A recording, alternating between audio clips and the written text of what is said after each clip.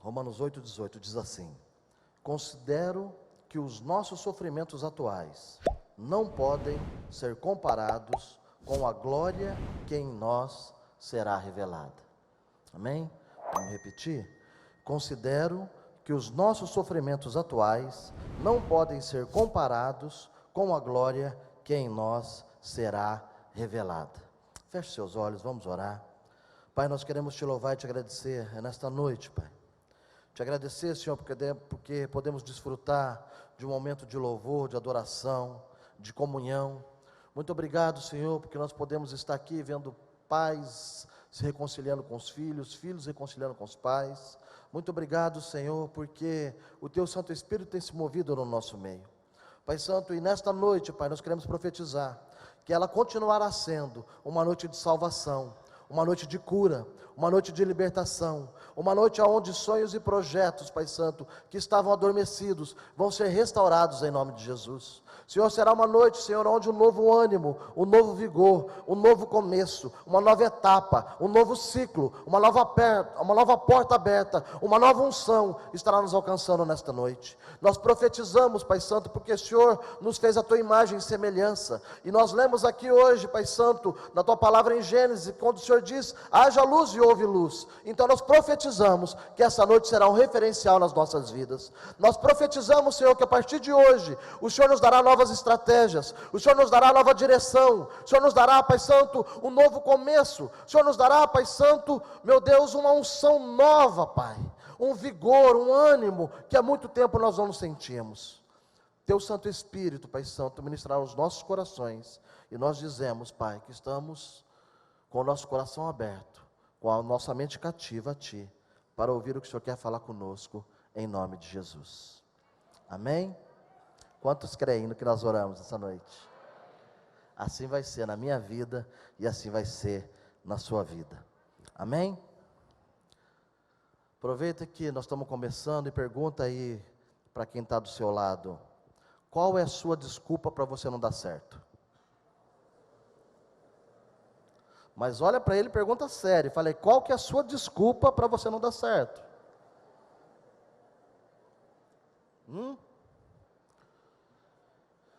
Nós lemos aqui em Romanos 8, que os nossos sofrimentos atuais não se comparam com a glória, com aquilo que vai acontecer no futuro.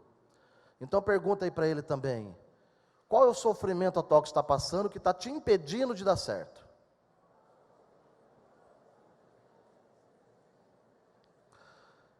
Será que é a crise econômica? Será que é porque a Dilma saiu do governo que você não vai dar certo? Será que é porque o plantio da soja esse ano atrasou um pouquinho? As chuvas demoraram um pouquinho mais do que outubro, então atrasou o plantio? É por isso que não vai dar certo? Será que é porque você está passando um momento de dificuldade de relacionamento no seu casamento? É que as coisas não vão dar certo?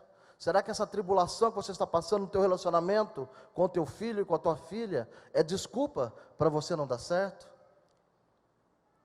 Se nós formos analisar a vida dos grandes homens e das grandes mulheres de Deus, todos eles tinham desculpa para não dar certo. Todos tinham. Não é diferente de nós. Se nós formos olhar para a vida de Davi, ele tem desculpa para não dar certo. Não é verdade? Enquanto todos os irmãos estavam lá, perfumados, bonitos, vestidos, esperando o profeta para ser escolhido um rei, na casa de Jessé, onde Davi estava? Estava lá, cuidando das ovelhas, porque o seu pai nem considerou a possibilidade de ele ser escolhido. Ele não podia ter desculpa: ah, meu pai não me ama, meu pai não me considera, meu pai acha que eu sou inferior aos meus irmãos, meu pai acha que eu não tenho condições de exercer essa função, acha que eu não tenho capacidade. Ele tinha desculpa, não é verdade? Se nós formos olhar para a vida de Jó, ele não tinha desculpa para falar que não ia dar certo. Depois de ele estar um homem próspero, né, ter conseguido um status, de repente ele perde tudo, perde rebanho, perde filho, fica doente, a mulher manda ele, né, negar o seu Deus e morrer. Quer dizer, ele tinha muita desculpa para ele desistir. Nós também temos desculpa para desistir. Agora, qual que é a nossa atitude para nós continuarmos em frente? Se a gente for olhar para a vida de José e perguntar para ele, né, será que José tinha desculpa para desistir? Os irmãos, quando ele foi contar o sonho que ele teve, os irmãos começaram a chamar ele de sonhador, começaram a achar que ele queria mandar, sendo o menor da casa, queria mandar nos irmãos. Foi lá, jogado num poço, foi vendido como escravo, foi preso, caluniado. Ele não tinha desculpa para não dar certo. O que faz a diferença nas nossas vidas, entre nós darmos certo ou nós darmos errado, não depende do que os outros fazem ou acham de nós, depende do que nós achamos que Deus pensa a nosso respeito. Depende das nossas atitudes.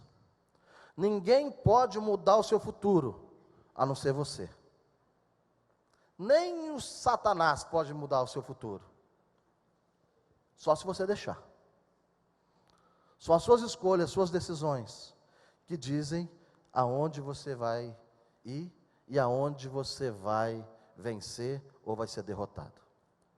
Eu também tinha muitas desculpas para não dar certo. Não tinha a menor possibilidade de eu estar aqui falando com vocês hoje, ou de ser convidado pelo pastor Reginaldo, ou de compartilhar com ele diversos amigos que nós temos em comum, né, em grandes igrejas, porque a minha história não era uma história para dar certo. Eu nasci em Maringá em 1970, sou o primeiro paranaense da família. Meus pais moravam no interior de São Paulo, e meu pai foi transferido para trabalhar na Companhia Paranaense de Energia Elétrica, como soldador. Minha mãe trabalhava em casa e fazia faxina na casa de terceiros. Quando meu pai mudou para Maringá com a minha mãe e meus irmãos, eu era o caçula de mais 3 irmãos, e ainda tinha mais uma adotiva de 9 anos, e eu tinha 2 anos de idade. Nasci em Maringá, quando meu pai resolveu que ele podia ter outros relacionamentos, e minha mãe acabou se separando dele. E ficou sozinha com as crianças. O mais velho de 9, minha irmã, e eu de 2. Meu pai voltou para o estado de São Paulo. Minha mãe ficou ali cuidando das crianças, começou a trabalhar no hospital, fazendo plantão, 12 por 36, trabalhava 12 horas e folgava 36. No outro dia de folga, ela trabalhava em outro plantão no hospital. E no período da manhã, ainda trabalhava numa clínica, em 3 empregos, para poder sustentar aquela criançada. Porque meu pai não voltou para casa, e meu pai não pagava pensão. Então ela tinha que sustentar aquelas crianças. Antes de eu nascer, a minha mãe já tinha tido 3 filhos, era a 6ª gestação, já tinha perdido 2, e todos os partos dela foram parto normal. E ela, quando ela estava grávida de mim, estava esperando as contrações para ela ir até o hospital. Mas as contrações não vieram, e de repente, um dia ela foi no hospital para fazer um exame de rotina, e o médico fez uma ultrassonografia e falou: nós temos que fazer uma cesárea urgente, porque o seu filho, o cordão umbilical já enrolou no pescoço dele, e eu temo que já tenha faltado oxigênio. E aí fizeram uma cirurgia rápida, uma cesariana, e eu nasci. E quando eu nasci debaixo de um decreto. O obstetra falou assim: olha, ele vai ter que tomar remédio para o resto da vida, porque faltou oxigenação no cérebro, então ele vai ter que tomar Gardenal, porque eu já nasci tendo convulsões, por conta disso, debaixo de um decreto, para dar errado. 2 anos depois, meu pai sai de casa, tudo para dar errado. Uma família pobre, uma família humilde, morava num bairro em Maringá, onde não tinha asfalto, não tinha nada, moravam de aluguel. Com 6 anos de idade, a minha mãe conhece uma outra pessoa, e ela vai morar em união estável com Oséias, que era o meu padrasto. Como eu não tinha pai em casa, quando Oséias chegou, eu achei o máximo, porque Oséias tinha uma TL, quem conhece TL? Uma TL marronzinha, coisa mais linda, né? Imaginou ter um pai que tem um carro? E ele deixava andar com ele, e eu entrava naquele carro e saía andando com ele pelas ruas, e fazendo aquela poeirona, porque não tinha asfalto. E ele chegava em casa, e ele brincava comigo, ele jogava burquinha comigo, ele brincava, era minha alegria. O Oséias passou a ser meu pai. E eu me lembro que, quando eu tinha 7 anos de idade, ele comprou uma mercearia, lá em Maringá, num bairro, perto do batalhão da Polícia Militar. Era uma mega store, né, um hipermercado, mais ou menos metade desse púlpito, o tamanho da mercearia. E eu estudava pela manhã no colégio municipal, e à tarde eu trabalhava com ele. E eu chegava lá na mercearia e ficava atendendo, limpando as vitrines, atendendo as clientes, empacotando, ajudando ele ali. Quando chegava à noite em casa, ele falava assim, Neguinho, ele me chamava de Neguinho, com toda essa cor minha, né? Meu apelido para ele era Neguinho. Falava, Neguinho, você tem que ser bom de conta, porque senão você vai ser enrolado pelos clientes. E aí ele me colocava sentado no sofá, com a mão para frente, eu não podia pegar lápis, caneta, não podia contar nos dedos, e ele começava a fazer perguntas para mim. Se chegar uma cliente e te der R$ 10 e comprar um maço de macarrão que custa 3, e um extrato de tomate que custa R$ 2,50, quanto que você vai dar de troco? E ele começava a fazer perguntas para mim, me treinando, matemática, para eu ser raciocínio rápido. Às vezes, quando eu cometia alguma peraltice, e chegava na escola, para poder resolver o problema, porque, como eu disse para vocês, eu também tinha motivo para não dar certo, né? Tomava Gardenal, e essa notícia, ela espalha, por mais que você queira esconder, sempre espalha. E aí as crianças da escola, olha lá o doidinho, acho que ele tomou Gardenal vencido hoje, quem já ouviu essa expressão? Né? Então o que acontecia? Eu partia para a briga, todo dia eu arrumava uma briga na escola. Por conta, acho que desse problema meu, da falta de oxigenação, eu nasci com os pés tortos. E aí, eu tinha que usar bota ortopédica, marrom, coisa mais linda para uma criança. Enquanto meus amigos usavam quichute, eu ia de bota ortopédica até aqui, de meia e bota ortopédica, porque isso pisava torto, pisava assim. E aí era motivo do quê? De sarro. Se tinha alguém que podia ter o tema, né, do bullying ter começado lá atrás, era comigo, né? Naquela época não tinha esse nome chique, né? Mas era isso. E para ajudar ainda, quem fazia a propaganda da botinha ortopé era o Ferrugem. Quem lembra do Ferrugem? Aquele menininho que não crescia. E eu era baixinho, cheio de sarda. Imagina o meu apelido na escola. Então era briga todo dia. E aí eu tinha que levar o bilhete, eu levava para quem? Eu levava para Oséias. Porque se eu levasse para minha mãe chegava a lenha em mim. Mas o Oséias falava, não deixa, eu vou conversar com o Neguinho, ele vai melhorar, ele vai esperar. O Oséias para mim era meu pai herói, era tudo que eu sonhava em ter um pai na minha vida, o Oséias representava. Mas meus irmãos eram mais velhos, eram adolescentes, entrando na juventude, e eles começaram a praticar alguns atos não muito bacanas, e começou a ter constrangimento entre a minha mãe e o Oséias, às vezes até tendo que buscá-los na delegacia. Até que chegou um dia que o Oséias falou, Eneida, minha mãe chamava Eneida, falou, olha, não dá mais, você tem que decidir, né? Ou seus filhos vão morar sozinhos, ou vão para um colégio interno, ou nós não conseguimos viver junto, porque a gente só briga por conta deles. E para as mães que estão aqui, não precisa perguntar qual foi a resposta da minha mãe, quando o Oséias perguntou, ou eles, ou eu. E mais uma vez, ela decidiu ficar com os filhos. O Oséias saiu de casa, naquela semana, eu fiquei uma semana internado no hospital, com febre, convulsão, febre acima de 40 graus, e os médicos não sabiam o que era, faziam o exame e não encontravam nada. Minha mãe foi até o pediatra, que ela trabalhava na Santa Casa, lá em Maringá, o pediatra perguntou o que estava acontecendo, e ela disse que o Oséias tinha saído de casa.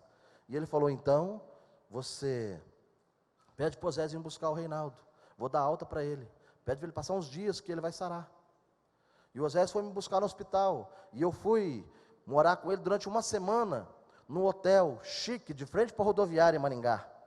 Devia ser uma diária hoje aproximadamente de uns R$ 30, a diária do hotel, muito chique. E eu passei com ele lá uma semana, a febre cessou, né? Falei, poxa vida, que bacana, meu pai aqui no hotel, eu junto com ele.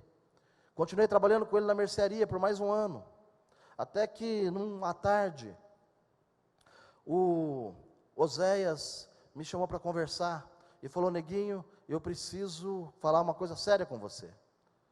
E eu falei, o que é que você quer conversar? Ele falou, final da tarde, antes de você ir embora, a gente conversa. E quando ele quis conversar comigo, ele falou, olha, você lembra que quando eu saía da mercearia, você pegava as coisas, escondido, e levava para sua mãe?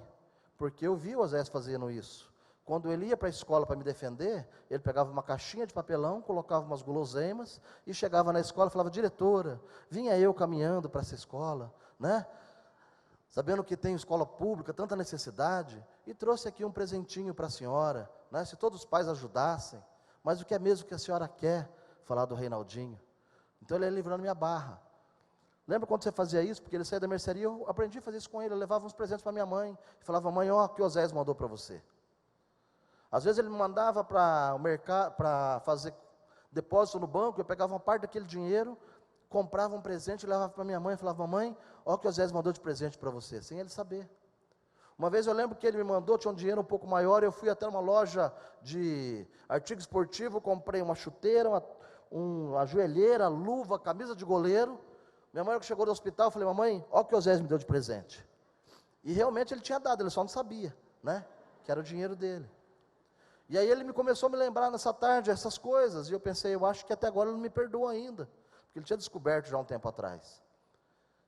E ele falou: não, eu estou falando isso para você porque você até tentou me reaproximar da sua mãe, e já faz um ano que você vem tentando, mas eu quero falar para você que eu já estou num outro relacionamento, e que eu pretendo me casar com essa outra pessoa.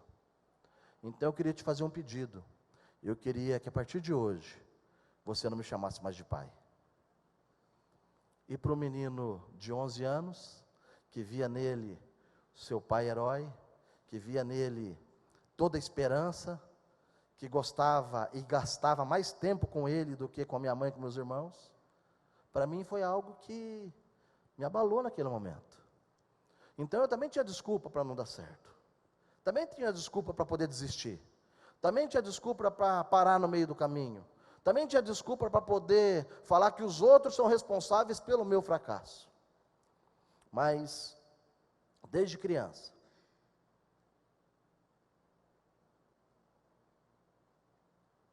eu sempre, para tomar minhas decisões, eu sempre procurava olhar o que tinha de positivo naquilo, o que eu podia extrair de melhor daquela situação.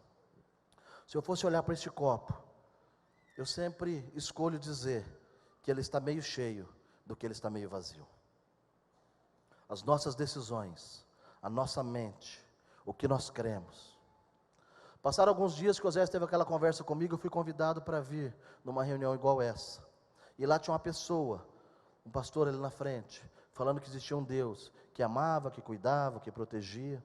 E naquele momento aquilo não fazia muito sentido para mim não. Confesso para vocês que eu estava mais preocupado que acabasse logo para ir embora para casa, para ver se eu pegasse um finalzinho dos Trapalhões. Era o desejo meu de criança, 12 anos. Fui de companhia com a minha irmã, de tanto ela insistir. Mas em determinado momento, aquele pastor começou a dizer que esse Deus nos amava tanto, tanto, que Ele deu seu Filho, Jesus Cristo, para morrer no meu lugar, para que eu pudesse ter livre acesso a Ele, e para que Ele pudesse passar a ser o meu Pai. Naquela hora, quando Ele falou aquela palavra, Pai, parecia que só existia eu e Ele naquela igreja. E tudo que Ele falava, parecia que Ele estava falando diretamente para mim. E Ele disse que se eu assumisse um compromisso naquela noite, com Ele, através do seu Filho Jesus Cristo, Ele entraria na minha vida, e Ele me daria uma nova história, uma nova oportunidade, e Ele nunca me abandonaria. E eu me lembro que a única pergunta que eu fiz aquela noite foi: Deus, se o Senhor existe, e se é verdade tudo isso que estão falando, se eu aceitar teu Filho hoje, Jesus Cristo, como meu Senhor e Salvador, e o Senhor passar a ser meu Pai, algum dia o Senhor vai me pedir para eu não te chamar mais de pai? Era tudo que eu podia pedir, era tudo que eu podia pensar a respeito de um pai. E Ele falou ao meu coração, o Espírito Santo, que nunca foi desejo do coração dele que eu passasse por aquelas dificuldades, nunca foi desejo do coração dele que eu passasse por momentos de tribulações, de sofrimentos ou de tristeza, mas que Ele nunca me abandonou, que Ele sempre esteve do meu lado, e que a partir daquela noite, com o compromisso que eu estava fazendo com Ele, Ele estaria do meu lado 24 horas por dia, e em todos os momentos de dificuldades, Ele estaria comigo, me protegendo e me livrando do mal. Aquela noite foi um divisor de águas para mim. Eu comecei a trabalhar desde cedo. Quando eu fui escrever este livro, há 2 anos atrás, conversando lá em casa, já passei por mais de 25 profissões diferentes, e eu conto um pouquinho da história no livro. Depois eu vou deixar, tem acho que uns 2, 3, vou deixar com o pastor Reginaldo, para ele presentear para alguns de vocês. E já trabalhei pegando ferro velho, trabalhei de faxineiro, trabalhei 2 anos limpando casa, trabalhei de servente de pedreiro, colhendo café, colhendo algodão, fiz de tudo um pouco, né? Porque eu tinha um sonho, que eu queria prosperar, que eu queria crescer, que eu queria um dia ser bem-sucedido.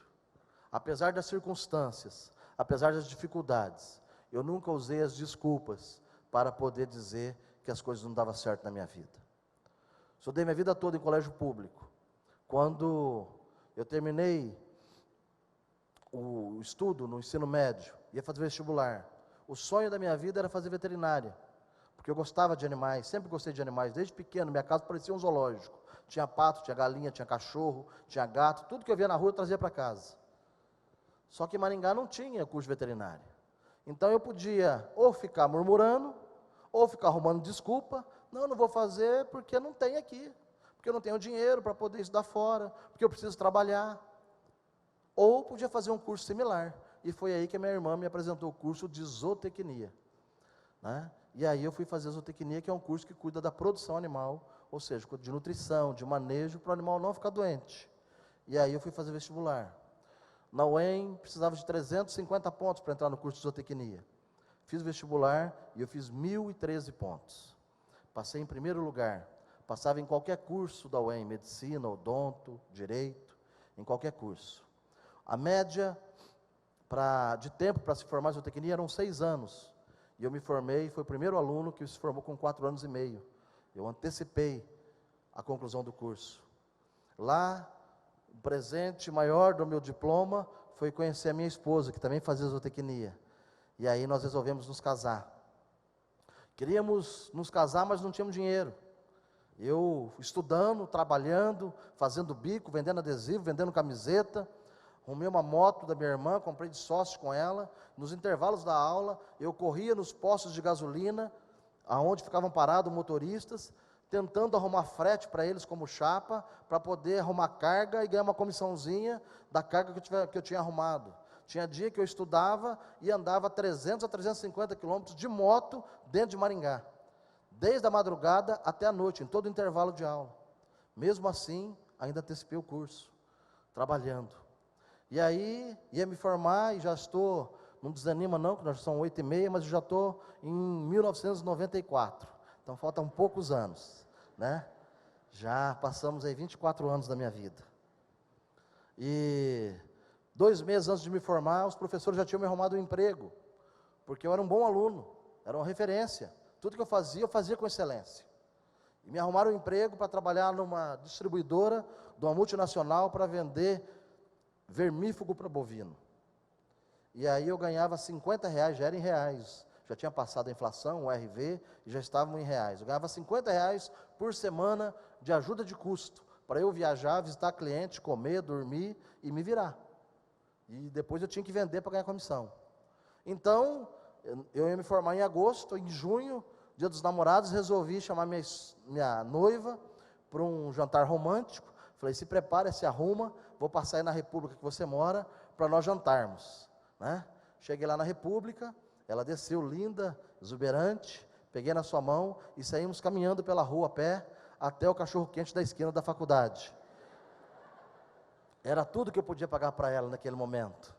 E ali, enquanto a gente comia um cachorro-quente, discutindo a nossa relação, o nosso casamento, passando ketchup, mostarda e conversando, né? Falando que ia casar daí 2 meses e que ainda não tinha conseguido alugar uma casa. Aí, de repente, o dono do cachorro-quente olha para mim, assim, de cima para baixo, que a gente estava ali, ele estava mais alto. Falei, você está querendo alugar um apartamento, uma casa? Eu falei, é. Ah, vocês vão casar, né? Eu falei, é, vamos casar. Eu tenho um apartamento para alugar para você. Aí, naquele momento, me deu um frio na barriga, parei de comer cachorro-quente, olhei bem para ele, falei, quantos lanches você vende aqui por dia? Qual que é a margem de lucro que você tem? Comecei a me interessar pelo negócio dele, né? Se eu estava me formando, não tinha nem como alugar, o cara já tinha, dono do cachorro-quente, um apartamento. Falei, de repente eu estou na profissão errada, já vamos analisar o negócio, né? E aí ele falou, não, eu tenho um apartamento para alugar e eu alugo para você. Eu perguntei, onde é? Nem precisava perguntar onde é, porque onde fosse eu ia alugar, né? Ele falou, o bairro era próximo da onde eu morava, quando solteiro, perto da casa da minha mãe. E aí eu perguntei para ele, quanto custa, né, o aluguel? Aí ele falou, faz uma proposta. Aí o outro fazia a proposta, falei, deixa eu fazer mais uma sondagem, né? Aí eu perguntei, você precisa de imóvel como garantia? Porque toda imobiliária pede um avalista com 2 imóveis, quando vai alugar um apartamento. Falou, rapaz, imóvel, você é estudante, o que você vai dar como garantia? Eu te conheço, você não tem que dar. Eu falei, olerite, comprovante de renda. Reinaldo, eu não acabei de falar que você é estudante, você come cachorro quente comigo faz 5 anos aqui. Que comprovante de renda que você vai ter? Eu falei, tá ficando bom, né? Eu falei, então tá bom, então, quanto que você quer no aluguel? Ele falou, não, faz a proposta. Aí, lembra que o Osés me ajudava a fazer conta rápida de cabeça, né? Falei, bem, eu ganho 50 por semana, 4 semanas dá 200 por mês. Eu tiro 20 do dízimo, sobra 180. Quanto que é o condomínio? Ele falou, R$60. Eu falei, eu pago 120. Ele falou, fechado. Depois que eu fui saber que quando a gente casa não é só aluguel e condomínio, né? Você tem que pagar a luz, tem que fazer compra no mercado, tem que fazer uma série de coisas. Mas você tem que dar um desconto, era meu primeiro casamento, eu não sabia disso, né?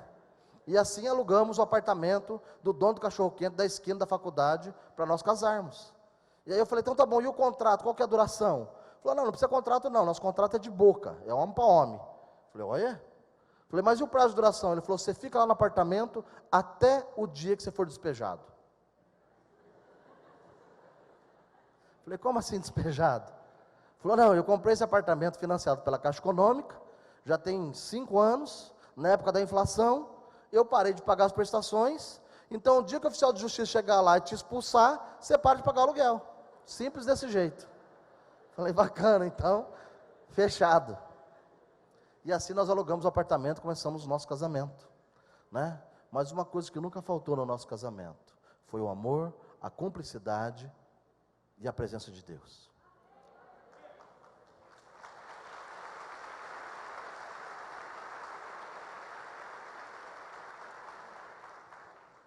Na nossa noite de núpcias, nós nos ajoelhamos e falamos, Senhor, desculpas nós temos muitas para não dar certo, mas nós cremos que nós temos um Deus que nos ama, que é o nosso Pai e que tem prazer em nos abençoar. Então que o Senhor direcione o nosso casamento, que o Senhor abra as portas para as nossas vidas e que o Senhor nos prospere. E começamos a nossa jornada. Cometemos um segundo erro no nosso planejamento estratégico, que foi convidar todos os nossos amigos de faculdades como padrinho. Gente, estudante é tudo duro, não tem dinheiro para dar presente. Nós nunca ganhamos tantas bachelas de inox e travessa igual ao nosso casamento, acho que foi o recorde. Nós tínhamos um quartinho do apartamento que era só peça de inox. E Maringá, perto do Paraguai, não era nem dessas Tramontinas que você pode trocar na loja, era tudo made in Paraguai, tudo importada. Nós não tínhamos geladeira, não tinha fogão, não tinha jogo de quarto, não tinha sofá, não tinha nada. Nós tínhamos 2 espumas que a gente colocava no fundo ali da sala. Minha esposa sempre muito criativa, muito, né, querendo fazer as coisas com capricho. Ela pegava um lençol, colocava em cima daquelas duas espumas, pegava um cobertor, porque edredom era muito caro, a gente não tinha, então tinha um cobertor, enrolava com o sobrelençol aquele cobertor, fazia como um rocambole, e era o encosto do nosso sofá. A nossa geladeira foi o presente que ganhamos do meu sogro e da minha sogra, e só quando eu fui escrever o livro que eu soube que ele tinha comprado para o casamento deles, de segunda mão, e estava na República que a minha esposa morava. Sabe aquela Consul azul, cor de fusca, desse tamanho assim, né? Foi a nossa herança, o dote que ganhamos do nosso casamento. E ela já veio com um adereço, ela veio com a câmara de ar de bicicleta, com 2 ganchos na ponta, que abraçava a geladeira, porque estava ressecado e a fechadura estava quebrada, então tinha que ter aquele gancho para manter a porta da geladeira fechada. Foi assim que nós começamos o nosso casamento, em 1994, há 24 anos atrás. E começamos buscando o nosso Pai, buscando o nosso Deus. Todos os dias nós orávamos juntos como casal, antes de dormir. Todas as madrugadas fizemos um propósito, nós acordávamos às 3 horas da manhã. Nós colocávamos o despertador, não era celular, não tinha celular naquela época ainda, pasmem, mas não tinha. Nós, pelo menos nós não tínhamos. Colocava o despertador para tocar às 3 da manhã, e a gente ajoelhava e a gente orava juntos, e buscava direção e estratégia. Antes de eu sair para trabalhar, minha esposa colocava a mão sobre mim, e orava e me abençoava o meu dia. Comecei a trabalhar, Uma região, eu vendia R$ 3.000 por mês, a região que eu assumi, com vendas. Já tinha saído daquela empresa, tinha ido para uma outra empresa de nutrição, e vendia R$ 3.000. A média dos vendedores da empresa, os que mais vendiam, era 45 mil. A média era em torno de 25. E comecei ali naquela região. No primeiro dia de treinamento, o meu gerente estava mudando, falou: Reinaldo, vai lá visitar um cliente, só para enrolar ele, e depois eu vou atendê-lo. Eu nem sabia o que eu tinha que fazer, eu tinha recém-formado, eu gostava de trabalhar com gado de leite, eu ia visitar um cliente de frango, não sabia nem que esse frango tinha pena, se dava leite, o que era. Ele falou: só vai lá para enrolar ele, toma aqui uma pasta desses produtos, vai lá e fala: vim aqui te atender, mas marca a semana que vem que o meu gerente vai vir aqui para te dar uma consultoria. E lá fui eu. Cheguei lá e o cliente começou a perguntar as coisas para mim, falou: vamos lá visitar o meu aviário. Eu falei: vamos. Eu falei: meu Deus do céu, o que eu vou fazer lá? E aí ele abriu a porta do aviário e nós começamos a andar, e ele olhava: está vendo isso daí? Eu: o que você acha que está acontecendo com esses frangos? Por que você acha que eles estão assim, com a perna mais torta, tão magro? E eu olhava: bom, rapaz, isso é preocupante, hein?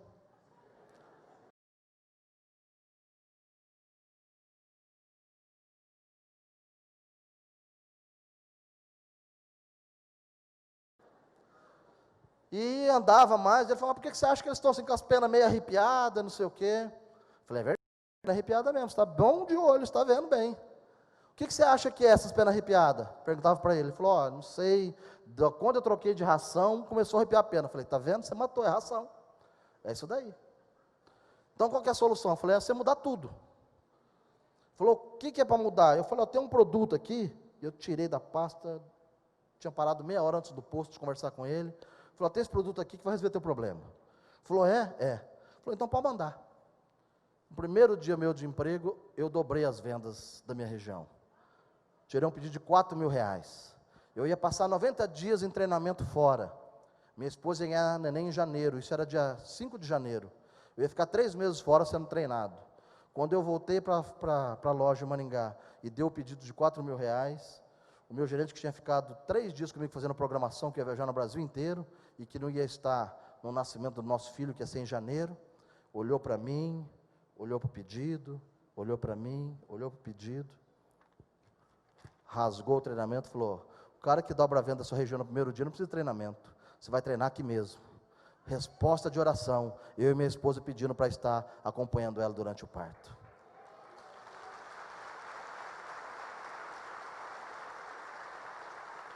Tudo na nossa vida foi conquistado com o joelho no chão e com semente no altar e buscando a Deus. Quantas vezes eu e minha esposa íamos na igreja e o pastor chamava: quando chamou aqui, vem trazer o dízimo e a oferta, e nós colocávamos a mão no bolso e tudo que nós tínhamos era uma moedinha, R$ 1 ou R$ 2, e a gente entregava aquele R$ 1, R$ 2 no altar. Não era o que estava sobrando, não era o que a gente tinha no momento, mas era tudo que a gente tinha. Era muitas vezes o dinheiro para comprar o pão e o leite para o Mateus no outro dia. E a gente entregava aquilo, e a gente ia embora para casa feliz. No outro dia pela manhã, alguém batia na porta: olha, eu passei na padaria, saiu um pão tão quentinho, que eu pensei em vocês, comprei um pão e o leite e vim trazer. Nunca faltou nada na nossa casa, porque o nosso Pai supria todas as nossas necessidades. Em 2 anos, eu já era entre os 5 maiores vendedores da empresa. Já estava vendendo mais de R$ 45.000. Conversei com o meu gerente, falei: olha, eu quero passar a ser autônomo, não quero mais ser funcionário. O sonho de qualquer um era ter salário fixo, comissão, despesa paga, plano de saúde, uma estabilidade, era o sonho de qualquer um recém-formado. Falei: não, se eu for com esse salário de assalariado, como que eu vou me tornar milionário um dia? Começamos a buscar, a orar, e Deus deu a estratégia: pede para ser autônomo. Meu gerente não queria, eu falei: se você não quiser, eu vou pedir as contas, vou trabalhar na concorrência. Ele não acreditou, marquei uma entrevista na concorrência, o concorrente falou que me contratava, eu liguei para ele e falei: o concorrente já aceitou, ou se aceita, eu estou indo embora. E aí ele resolveu me passar autônomo. Eu vendia R$ 45.000 por mês, entre salário, comissão, despesa, 13º, plano de saúde, dava R$ 4.500, tudo somando. Eu falei: então você me paga 10% de comissão. vai ser melhor para a empresa, vai livrar de todos os encargos sociais, e para mim vai estar bom. Ele topou, me passou autônomo, dentro de 8 meses, eu ganhava mais que o presidente da companhia. Deus começou a multiplicar os nossos rendimentos, por 1, por 2, por 5, por 10, por 100, porque Ele tem prazer em abençoar os seus filhos. Ele tem prazer em satisfazer os desejos do nosso coração. Só tem uma coisa que deve magoar muito o coração do Pai, muito o coração de Deus, é o de ser duvidado. Eu fico imaginando, pastor Reginaldo, se nós como pais, se nós combinarmos com os nossos filhos, principalmente quando são crianças, a gente fala assim: olha, fica em casa amanhã à tarde, que o papai vai vir para a gente jogar bola, para a gente passear, para a gente tomar um sorvete, e no outro dia o senhor volta para casa, ou eu volto para casa, e os nossos filhos não estão lá, e aí a gente vai perguntar para eles: por que você não ficou esperando o papai chegar? E ele fala assim: porque eu não confio no senhor, eu não achei que o senhor viria. Como deve ser para o coração do pai ouvir isso? Como deve ser para o coração de Deus, quando Ele tem dado promessas, quando Ele tem dado para nós, escrito na sua palavra, quantas promessas na nossa vida, e nós não cremos. Eu acho que isso que deve magoar muito o coração do pai. Eu e minha esposa começamos a buscar de Deus cada dia mais, e trazer sementes no altar. Com 10 anos da minha formatura, da nossa festa, que foi junto com a comissão de formatura, porque eu não tinha dinheiro para fazer festa de casamento. Podia ficar chorando, ou podia arrumar uma estratégia. Qual foi a estratégia? Nos casarmos no mesmo dia da festa de formatura. Eu era presidente da comissão de formatura, convenci os meus amigos a fazer um jantar, de formatura. Eles falaram: mas como jantar de formatura, Reinaldo? Nós somos tudo duro. Eu falei: a gente faz promoção, faz rifa, faz churrasco, vende as coisas, vende camiseta, e nós vamos fazer. Eles falaram: mas nunca ninguém fez um jantar de formatura na universidade pública. Está aí uma boa oportunidade, vamos ser o primeiro, vamos fazer história.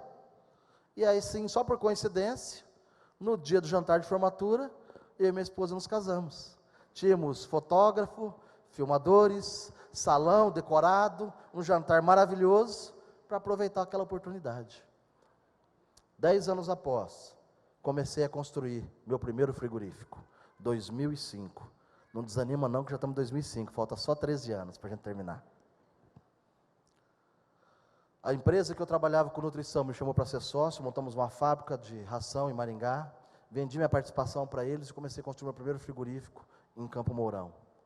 Um abatedouro com capacidade para abater 160 mil frangos por dia.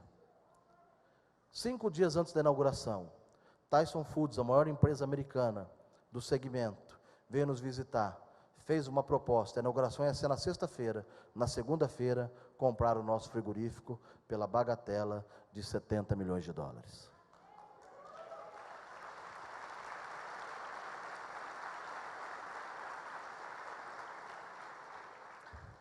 Em 10 anos, aquele casal que ofertava R$1, que muitas vezes ofertou roupa, sapato, porque não tinha dinheiro para poder ofertar.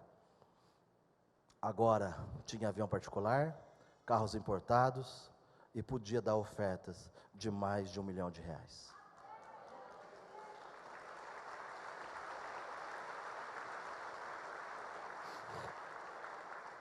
Sabe por quê? Porque nós não ficávamos buscando desculpas, ou ficávamos olhando para os outros, o que as pessoas tinham feito ou deixado de fazer. Não ficávamos com biquinho e não ficávamos culpando ninguém. Nós olhávamos para o nosso Pai, colocávamos as nossas necessidades, os nossos anseios, os nossos sonhos e projetos diante deles, e nós fazíamos o nosso melhor, fazemos o nosso possível, porque quando nós fazemos o nosso possível, Deus faz o impossível por nós. Se você tem sonhos, se você tem projetos, faça o seu melhor, busque a Deus, traga semente no altar, faça uma campanha de oração, faça uma campanha de jejum, creia que Deus é contigo. Se nós somos maus, sabemos dar boas coisas para os nossos filhos, que dirá Deus? Ele tem prazer em nos abençoar, mas Ele não quer ser duvidado, Ele quer ser acreditado, que aquele que prometeu é fiel para fazer cumprir. Vendemos aquele frigorífico, comecei a construir um segundo frigorífico, em 2009. Agora um abatedouro com capacidade para abater 420 mil frangos por dia. Um dos maiores do Brasil. Na inauguração em 2012, matéria, meia página no jornal Valor Econômico, nas principais revistas especializadas do segmento, entrevista coletiva, um glamour. 2 meses após, quebra da safra norte-americana, preço do milho e da soja explodem em 2012. Se vocês forem lembrar, nessa época, os noticiários dos principais telejornais do Brasil, mostrando produtores soltando frango na rua, matando pintinho, porque não tinha milho e soja para fazer ração para os frangos. Foi nesse contexto que nós inauguramos um empreendimento entre área construída e pavimentada de quase 100 mil metros quadrados. Financiamento, BNDES, Banco do Brasil, com 10 anos de prazo, 2 anos de carência, tínhamos que pagar só os juros da parcela durante o período. Eu tinha 3 sócios minoritários, eu era o sócio majoritário. Um dia os sócios, naquela crise que nós estávamos passando, com 6 meses de inauguração, já estávamos devendo mais de 20 milhões de reais, por conta da crise. Os 3 sócios me chamaram um dia à tarde, foram lá na minha casa. Um deles falou assim: Reinaldo, se você não assinar um contrato de parceria que eles queriam fazer com outro frigorífico, se você não assinar aquele contrato amanhã, eu vou escrever uma carta, vou dar um tiro na minha cabeça e falar que você é o culpado. Estavam pressionados com aquela situação. E eu, no momento de fraqueza, acabei assinando aquele contrato, dizendo que, para eles, que eu ia fazer a parceria, mas que então eles ficassem com aquele outro dono de frigorífico e que comprassem a minha parte quando a situação passasse. Eles concordaram, mas aquele parceiro entrou no frigorífico, aquele que eu tinha construído, que estava no meu nome, começou a abater os animais, usar o estoque, e não pagou nem um centavo daquilo que ele tinha prometido. Não pagou nem parte das dívidas que nós tínhamos, e nem as dívidas que estavam vencendo. Chegava no final do mês, eles chamavam 50, 100 funcionários, falavam: vocês podem ir embora. Não pagava o salário, não pagava a rescisão, e falava: vai buscar seu direito. Era fácil, o funcionário não estava no nome dele, estava no meu nome. Em poucos meses, tínhamos mais de 500 ações trabalhistas, mais de 300 protestos e mais de 100 ações de execução. Porque ele entrou no frigorífico, colocou os capangas dele na porta e já não deixava a gente nem entrar mais lá dentro. Parece um filme de 20 anos atrás, 50 anos atrás, do cangaço, mas não é. Isso aconteceu há 5 anos atrás. Em 2013, tive que entrar com uma ação na justiça de reintegração de posse. Uma quadrilha se armou no meio político junto com aquele empresário. Hoje estão todos envolvidos lá na Lava Jato e na Operação Carne Fraca, no Paraná. Boa parte deles preso, mas eles me deixaram fora do frigorífico. Mais de 1 ano. Minha empresa quase foi à falência. Minhas dívidas chegaram a 120 milhões de reais. Aquele que 4 anos antes estava vivendo o melhor momento da sua vida, aquele que estava vivendo a melhor situação financeira, de repente estava vivendo a pior fase da sua história, vivendo dias em que entre eu e minha esposa não tínhamos dinheiro nem para ir ao mercado, vivendo dias em que tudo que nós tínhamos estava bloqueado ou estava alienado para os bancos. Numa sexta-feira, falei com a minha esposa, falei: sai de casa, que eu preciso de uma direção do meu pai. Falei: me deixa esse final de semana sozinho aqui em casa. E ela falou: eu vou sair, mas à noite eu volto para dormir, porque no meio de uma circunstância tão severa dessa, quantos empresários não cometem loucura? E eu fui para dentro do meu quarto, sem comer, sem beber, 3 dias, orando, jejuando, lendo a palavra, pedindo: Deus, me dá uma direção. Pai, me dá uma estratégia. Pai, fala comigo. No domingo à tarde, eu estou lendo Isaías 45, aonde ele diz: toma o ciro pela mão direita, vou adiante de ti, vou abrir as portas, quebrar as portas, quebrar as trancas, vou te dar os tesouros ocultos e escondidos. Eu falei: Deus, é isso que eu preciso, dos tesouros ocultos e escondidos. Nesse momento o Espírito Santo me deu uma visão como da terra, como um mapa mundi, o globo, na forma de um cofre. E naquela hora eu falei: então os tesouros já estão aí. Se a terra é um cofre, quer dizer que tudo que eu preciso já está na terra. E Deus falou, é isso mesmo, eu fiz primeiro o fim, para depois fazer o começo. Já tudo que você precisa, você já tem.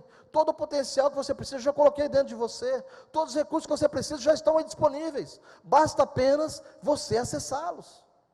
Eu falei, pai, então, mas se é um cofre, conta para mim, quais são os segredos de pai para filho? E ele falou, os segredos você já sabe. Quando você e sua esposa iam no altar e davam R$ 1 ou R$ 2, a oferta da viúva. Quando vocês traziam bolsas, roupas, sapatos, porque vocês não tinham dinheiro para dar. É a dependência de vocês de mim, é a fidelidade de vocês. Naquela hora eu liguei para minha esposa, falei, pode trazer as crianças, contei para eles o que estava acontecendo, liguei para os nossos pastores, falei, vocês podem vir na segunda-feira cedo aqui em casa? Eles já estavam conosco há várias semanas, fazendo campanha de jejum e oração, por aquela circunstância, e aí eles foram na segunda-feira pela manhã, e tudo que nos restava, era um dinheiro que nós tínhamos recebido, R$ 6.000 que estavam no banco, naquela semana, e 2 carros que não estavam no nosso nome. Fiz um cheque, eu e minha esposa, as 2 chaves, falamos, toma, nós queremos lançar no altar. E eles falaram, não, nós não vamos receber. Falei, vocês vão receber, Deus mandou eu entregar. Eu não dependo desse cheque, eu não dependo desses carros, eu dependo do meu pai. E eles falaram, nós não podemos, é tudo que vocês têm. E nós falamos para eles, não nos impeçam de sermos abençoados. E entregamos. Não tínhamos frigorífico, não tínhamos carro para ir no frigorífico, éramos impedidos de entrar no frigorífico, não tínhamos dinheiro, não tinha nada para fazer. Minha esposa colocou um som na sala de casa, e nós ficamos uma semana adorando a Deus, e cantando, e adorando a Ele. Como é bom você adorar a Deus aqui na igreja, quando o louvor está aqui, que a luz está apagada, que está aquele mover, é tão gostoso. Como é gostoso você adorar a Deus quando você está com saúde, quando a sua conta corrente está abastada, quando os teus filhos estão bem, quando a tua empresa está bem, como é gostoso adorar a Deus. Mas como é bom você adorar a Deus quando a tua única esperança é Ele, quando você não tem condições de fazer mais nada, quando as forças dos seus braços já se esgotaram e você depende exclusivamente dEle. Em uma semana de adoração, Deus mudou o nosso cativeiro. Deus nos levou numa estratégia, abriu as portas, fiz uma proposta para os meus sócios, para comprar a parte deles, parcelado, porque eu não tinha nem um centavo. No dia que eu assinei o contrato com eles, no outro dia, fiz um contrato com uma multinacional, e Deus em uma semana, nos tirou de uma dívida de R$ 120 milhões, para um lucro de mais de R$ 200 milhões.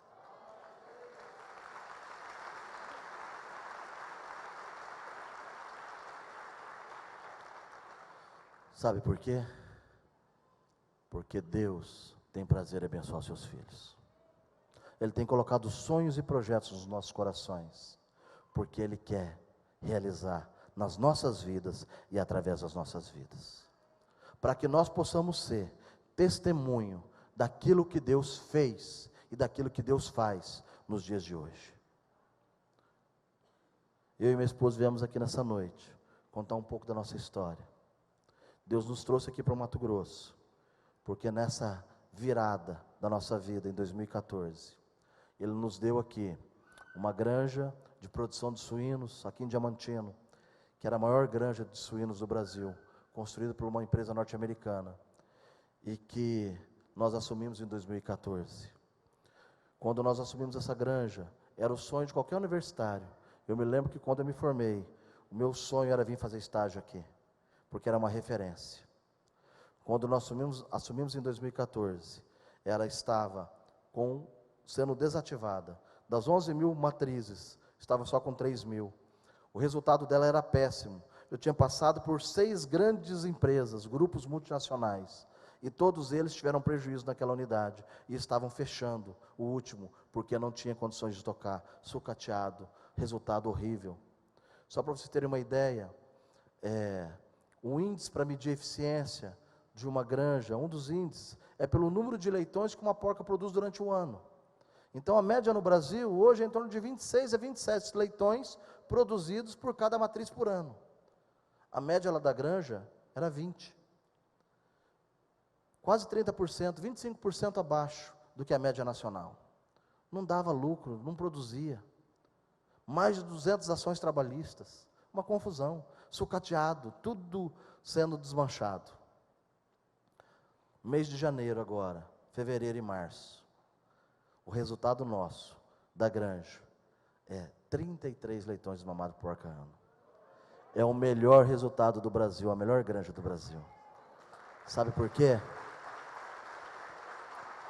Porque quando nós cremos que nós temos um Pai que nos ama, que nos abençoa, que nos protege, a nossa leve e momentânea tribulação, o nosso momento de dificuldade, quando nós colocamos diante dele, pedimos sabedoria, direção e estratégia, ele vem e ele transforma a nossa realidade numa situação muito superior do que aquela que nós pedimos ou do que aquela que nós imaginamos, porque é assim que ele faz.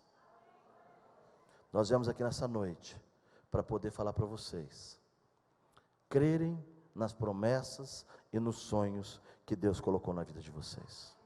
Aqueles sonhos que muitas vezes estavam adormecidos, aqueles sonhos que às vezes estavam esquecidos, aqueles projetos que às vezes você pensou assim: eu não tenho condição de fazer, eu não tenho condição financeira, eu não tenho estrutura para fazer isso. Não despreze os pequenos começos. A minha primeira empresa foi com 7 anos, eu e uns amigos catando latinha na rua para vender ferro velho. Não despreze o pequeno começo. Às vezes você tem um sonho de ter um grande restaurante. Fala: eu vou ter o melhor restaurante de Sorriso, e depois de Sorriso eu vou ter em Sinop. Você viu que eu consertei rapidinho, né? E depois de Sinop eu vou para Cuiabá. Você tem um sonho de ter um grande restaurante, vou transformar numa franquia. Mas de repente o teu vizinho do lado fala: eu estou trabalhando e eu não estou dando conta de cozinhar. Você não quer fazer uma marmita e vender para mim? Você fala: está mexendo com um cara de marmiteira? Eu vou ter um restaurante, vou ser gourmet. Mas eu estou dando a oportunidade de você começar vendendo uma marmita para a tua vizinha e você não quer. Não desperdice os pequenos começos. Quem é fiel no pouco, Deus coloca sobre o muito. Não espere você ter disponível R$1 milhão para semear. Semeie R$1, R$2, que um dia Deus vai te dar R$1 milhão para você poder semear.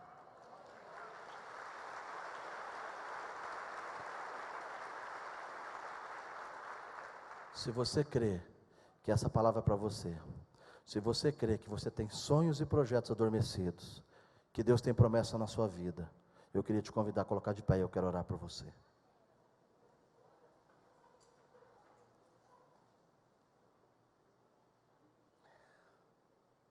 Queria que você fechasse seus olhos. Queria que você apresentasse agora quais desculpas que você estava tendo para você não terminar aquela faculdade. Quais desculpas que você estava tendo para você não iniciar aquele negócio? Qual desculpa que você estava tendo para você não dedicar tempo no ministério? Qual desculpa que você estava tendo para aquele sonho, para aquele projeto, para aquele desafio que você não teve coragem de começar até hoje? Eu queria que você apresentasse para Deus agora, e eu vou orar, e eu creio que nesta noite Deus vai trazer um despertamento, vai quebrar as cadeias que estavam impedindo de você prosseguir, e Ele vai trazer para você um novo ânimo, um novo vigor, uma nova unção, para que você possa ir adiante, ir muito mais além do que tudo aquilo que você pensa, de tudo aquilo que você pede. Apresente diante de Deus a sua dificuldade agora, apresente diante de Deus o teu sonho, apresente diante dEle, é teu Pai, Ele te ama, Ele está aqui nessa noite, e Ele mandou nós virmos aqui para dizer para você, que tudo é possível ao que crê. Ele só quer ser acreditado, Ele só quer que você creia nas promessas, nos sonhos e projetos que Ele colocou dentro do seu coração.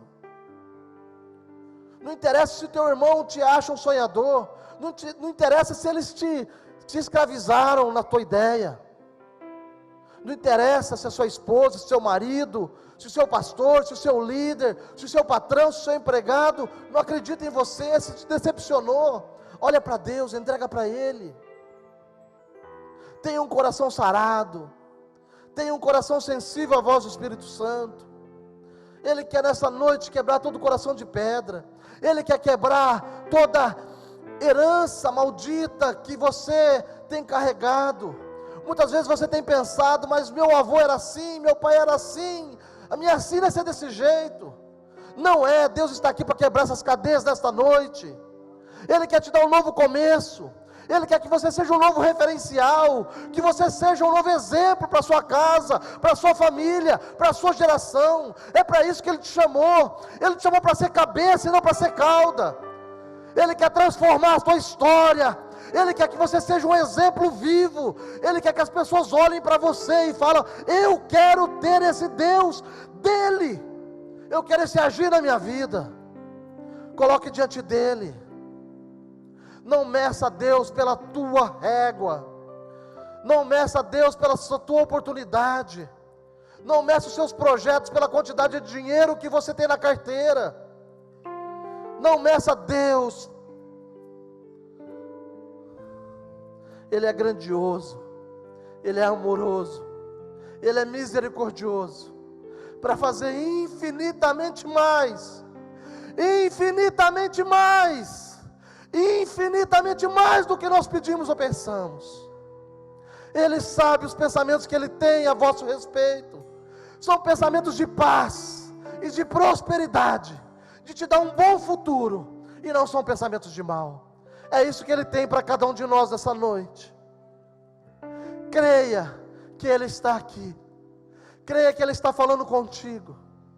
Creia que hoje é um novo começo na sua vida. Que as coisas velhas já ficaram para trás e que tudo se fez novo. Hoje é um memorial. Marque essa data. É um memorial. Creia que Ele está fazendo novas todas as coisas. Pai, em nome de Jesus, Senhor, nós queremos abençoar a vida dos teus filhos, filhas, Pai. Senhor, muitas vezes desanimados, muitas vezes machucados, muitas vezes feridos, muitas vezes decepcionados. Senhor, desculpas todos nós temos, Senhor, para desistir. Desculpa todos nós temos, Senhor, para retroceder. Desculpa, Senhor, todos nós temos para não avançar. Mas nesta noite, nós decidimos entregar as nossas desculpas, os nossos medos diante do Senhor. E entregamos o nosso fardo diante de Ti, e pegamos o fardo do Senhor que é leve. Senhor, pegamos do Senhor o Teu amor, a Tua graça, o Teu perdão, a Tua misericórdia. Senhor, em nome de Jesus, nós profetizamos que hoje é um novo começo nas nossas vidas. O nosso medo ficou para trás, a nossa decepção ficou para trás, o nosso orgulho ficou para trás, a nossa raiz de amargura ficou para trás, a nossa falta de perdão ficou para trás. Senhor, e nós assumimos uma nova postura diante de Ti. Nós vamos avançar, nós vamos vencer, nós vamos prosperar, nós vamos conquistar. Senhor, em nome de Jesus, nós cremos que o Senhor nos fez para colocar por cabeça e não por cauda. Senhor, em nome de Jesus, Pai, que a bênção do Senhor que enriquece e que não acrescenta dores, e seja sobre a vida dos Teus filhos, assim como o Senhor tem feito na minha vida, na vida da minha esposa, na vida dos meus filhos, nas nossas empresas. Senhor, que o Senhor faça na vida de cada um deles. Senhor, nós profetizamos que novos projetos, que novas empresas, que novas estratégias estão começando no dia de hoje. Para louvor e glória do Teu nome, Senhor. Para louvor e glória do Teu nome. Um novo começo, Pai. Profetizamos, Senhor, que sendo 2018 é um ano de portas abertas. Profetizamos, Senhor, que o Senhor dará estratégias aos Teus filhos e às Suas filhas, estratégias que o Senhor nunca deu a ninguém, estratégias, Senhor, que estavam, Senhor, sendo aguardadas para este momento. Senhor, profetizamos que o Senhor estará entregando tesouros ocultos e escondidos na vida de cada um. Senhor, em nome de Jesus, eles não sairão daqui como eles entraram, mas eles sairão daqui cheios de entusiasmo, de fé, de autoridade, de determinação, para fazerem o melhor deles, para fazerem tudo com excelência, como se fosse para o Senhor. Eles vão fazer todo o possível, e o Senhor fará o impossível por eles. Senhor, nós os abençoamos, para eles prosperarem em todas as áreas das suas vidas, em nome de Jesus, em nome de Jesus, em nome de Jesus, em nome de Jesus. Glória a Deus.